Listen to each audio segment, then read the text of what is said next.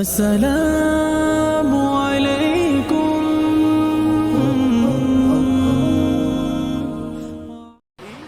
Hello everyone, আসসালামু আলাইকুম। Welcome to my channel Fatema blogs 23। সবাই কেমন আছেন? আশা করি ভালো আছেন।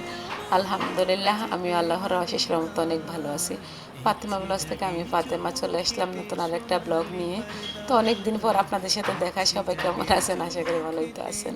আসলে হয়তো আমার কণ্ঠটা দেখে বুঝতেই পারতেছেন আমি অনেক অসুস্থ, অনেক দিন থেকে ভিডিও দিতে পারতেছেন। এটার জন্য সবাই আমাকে ক্ষমা সুন্দর দৃষ্টিতে দেখবেন, কারণ আমি অনেক অসুস্থ, যেটা বলার বাইরে।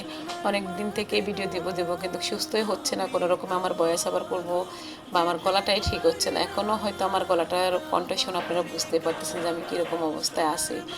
তো যাই হোক, আমার জন্য সবাই দোয়া করবেন, আমি যেন তাড়াতাড়ি সুস্থ হয়ে আপনাদের মাঝে ফিরে আসতে পারি। তো এতে এখানে দেখে হয়তো বুঝতে পারতেছেন আসলে আমি কোথায় যাচ্ছি, সেটা আপনাদের সাথে একটু পরে শেয়ার করতেছি। এখনও রাস্তায় আছি। তো এটা যখন আমি অসুস্থ হব, এর 2 দিন আগের ভিডিওটা, কিন্তু আসলে ভিডিও করে রেখেছি ঠিকই, কিন্তু আমি কোনো রকমের ভয়েস দিতে পারতেছি না আমার গলার জন্য। এই জন্য ভিডিওটাও ছাড়তে পারতেছি না। তো এই যে সম্মানটা দেওয়ার মালিক যিনি, নেওয়ার মালিকও তিনি, উনি এত সম্মান দিবেন সেটা কখনো ভাবতেও পারিনি। আসলে কিছু কিছু সময় আছে যে আল্লাহ পাক আমাদেরকে দিয়েও দেখে, নিয়েও দেখে। সেটা বলেন সম্মান, সেটা বলেন ধন সম্পদ, যেটাই বলি না কেন, উনি দেওয়ার মালিক উনি, নেওয়ার মালিক উনি। হয়তো দেখে বুঝতেই পারতেছেন আপনারা এখন। এই তো ওনাকে আমরা হয়তো সবাই চিনি, যারা আমরা মোটামুটি ফেসবুক চালাই সবাই ওনাকে চিনি। তো এই মাদ্রাসায়, ওনার এই হুজুরের মাদ্রাসায়, আর রায়হান মাদ্রাসা, ইন্টারন্যাশনাল মাদ্রাসা, আমার ছেলেকে ভর্তি করবো অনেক দিন থেকে ভাবতেছি বা ভর্তি করব, কিন্তু সময় সুযোগ বা ওনাদের সিস্টেম সব মিলে আমার সাথে হচ্ছে না বা আমরা পারতেছি না। তো যাই হোক, আল্লাহর কুদরতি হুকুম হইলেও আল্লাহ পাক কবুল করে নিল। তো এই তো আমার ছেলের পড়াটা ধরতেছে হুজুর নিজেই। তো আমার ছেলে একটু ঘাবড়ায় যাচ্ছে, সে ভয় পাচ্ছে।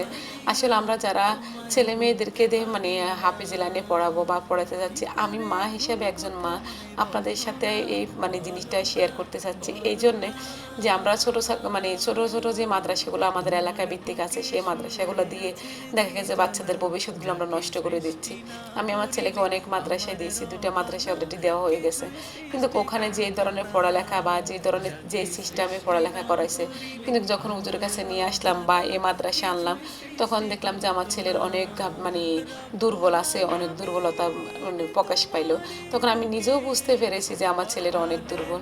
তো আমরা চেষ্টা করবো, মা বাবারা যারা আছে তাদেরকে, ছেলেদের মেয়েদেরকে যাদেরকে হাফিজি লেনে দেব, ওদের একটু ভালো মাদ্রাসায় ভালো মানের শিক্ষক দিয়ে শিক্ষা দেওয়ানের বা ভালো মাদ্রাসায় পড়াইলে তাহলে দেখা যায় ভালো মান। টাকা যেমন কথা আছে না, গুড় যেমন মিষ্টিও তেমন। তো ঠিক তেমনই আমার ছেলের বেলায় আমি বুঝতে পেরেছি। হুজুর যখন ধরলো তখন আমি আসলে নিজেই একটু বেকুব হয়ে গেলাম যে আমার ছেলে এত ভালো পড়লো। আমি চিন্তা করলাম যখন হুজুর কাছে আসে, হুজুরের যে ধরনের তাজবিরগুলো জিজ্ঞেস করলো, সেগুলো আমি কখনো শুনিও নেই বা এই ধরনের তাজবিরগুলো ওকে পড়াইয়ে নেই বলতেছে ও মাদ্রাসায়, বা আমিও ওর মুখ থেকে শুনিনি কখনো। তো যাই হোক, হুজুরে যে ভুলগুলো ধরিয়ে দিল, নিজেকে নিজে অনেক বোকা ভাবলাম যে আসলেই তো বোকা হয়ে গেলাম।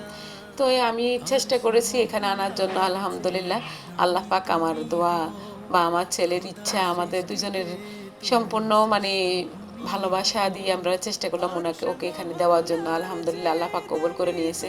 যাক, ওনাদের যেই মানে এগুলা আমার খুবই ভালো লাগলো। ওনাদের দেখেন হয়তো হুজুর প্রথমে ধরেছে, তারপরে এখানে এটা হয়েছে পরের দিন।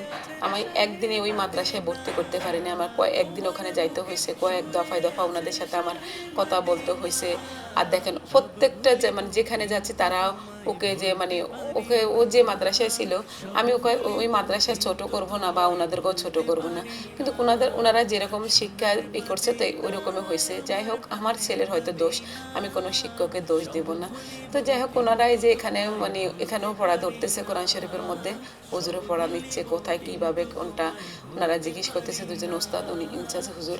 তো এই তো আমরা সবাই শুনতেছি আর আমার ছেলে বলতেছে।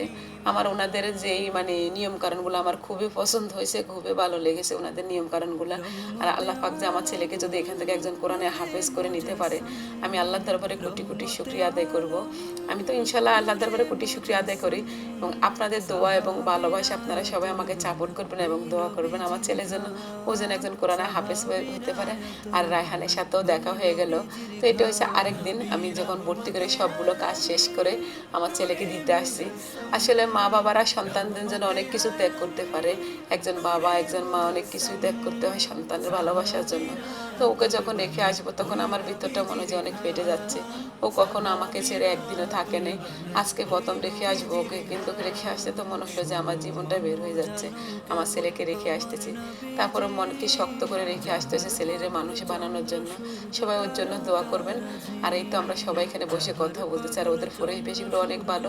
যদি আমার ভিডিওটা ভালো লাগে অবশ্যই একটা লাইক এবং কমেন্ট করবেন। যদি বেশি ভালো লাগে চাইলে ফ্যামিলি এবং ফ্রেন্ডসের মাধ্যমে শেয়ার করে দিতে পারেন। আজ এ পর্যন্তই, সবাই ভালো থাকেন। আল্লাহ হাফেজ। السلام